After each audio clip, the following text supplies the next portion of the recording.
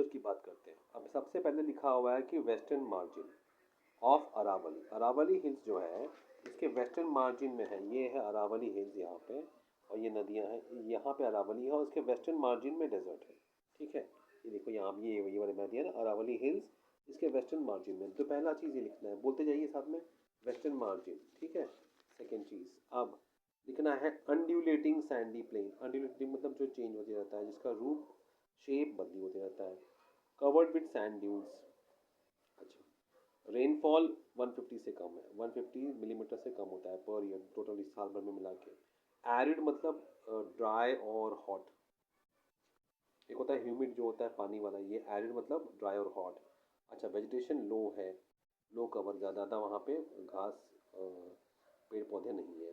ठीक है, streams appear during rain, बारिश में ही आपको पानी की धाराएं मिलती हैं, बाकी नहीं रहती, और वो झट से गायब भी हो जाती हैं सैंड में, क्योंकि बहुत देर तक वो सैंड है ना, पानी को रोक नहीं पाता, नीचे चला जाता है पानी पूरा,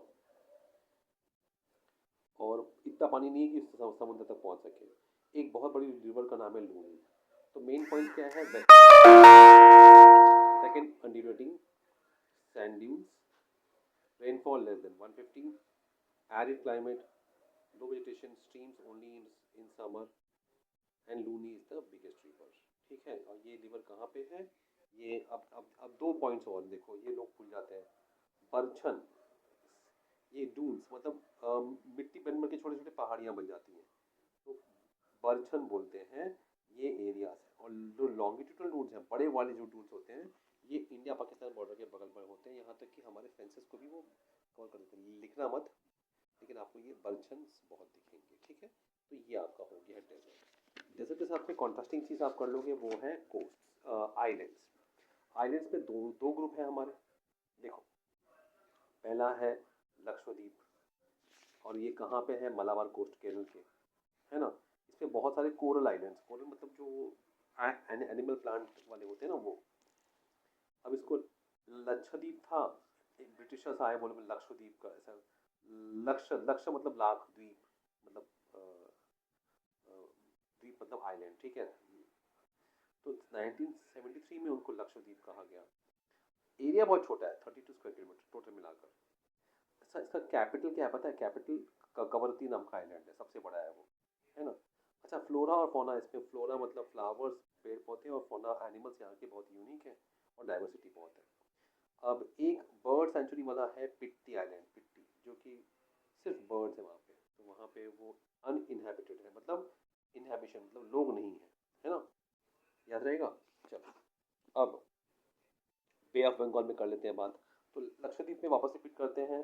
Lakshadweep islands composed of coral islands near the coast of Malabar coast, 100-200 kilometre के आसपास के रेंज में है। ये देखो, ये देखो ना, ये है ना 200, समझ लो ये 200 है, राइट, है ना, और 200 और ये 200 टू 400 किलोमीटर। ये मलाबार कोस्ट, इसको केरल के कोस्ट को मलाबार कोस्ट बोलते हैं। ठीक है, ये हो गया। अब आपने मलाबार कोस्ट लिख दिया, कोरल आइलैंड्स लिख दिया। हाँ, अरे हाँ, मेन चीज हो गया, तीन नाम थे, लक्काद्वीप, मिनिकॉय, अमीन द्वीप। लक्काद्वीप, अमीन द्वीप और मिनिकॉय, ये मिला के बने सारे आइलैंड। कैपिटल क्या है, कवरत्ती, एरिया है 32 स्क्वायर किलोमीटर, नाम पड़ा 1973 में, फ्लोरा फोना बहुत है, पिट्टी आइलैंड में बर्ड सेंचुरी। हो गया, ये पॉइंट्स आपको कवर हो गए, यही लिखना है। जैसे ही आप बोलोगे आइलैंड, आप एक लिखोगे लक्षद्वीप, और ये सारे पॉइंट्स लिख दो। फिर आप लिखोगे, आ जाएंगे अंडमान निकोबार में, बे ऑफ बंगाल में, ये बिगर इन साइज है, ज़्यादा नंबर है, और स्कैटर फैले हुए ज़्यादा है। ठीक है, अब बोलेंगे स्कैटर फैले हुए, ये भी समझ लो क्या है। जैसे कि आपको मैप में दिखा दें, जैसे कि ये देखिए, ये वाले ना बहुत नज़दीक नज़दीक है, ठीक है ना। ये जो है ना, ये पूरे फैले हुए यहाँ से यहाँ तक। इनफैक्ट वो थाईलैंड और म्यांमार के बॉर्डर के आसपास है। ऊपर वाले अंडमान है, नीचे वाले निकोबार है, याद रहेगा, अंडमान निकोबार, है ना। तो उसमें देखिए खासियत क्या है, बहुत सिंपल है, इजी है, स्कैटर्ड है। अच्छा, अंडमान निकोबार मैंने बताया ना, वही वाला है।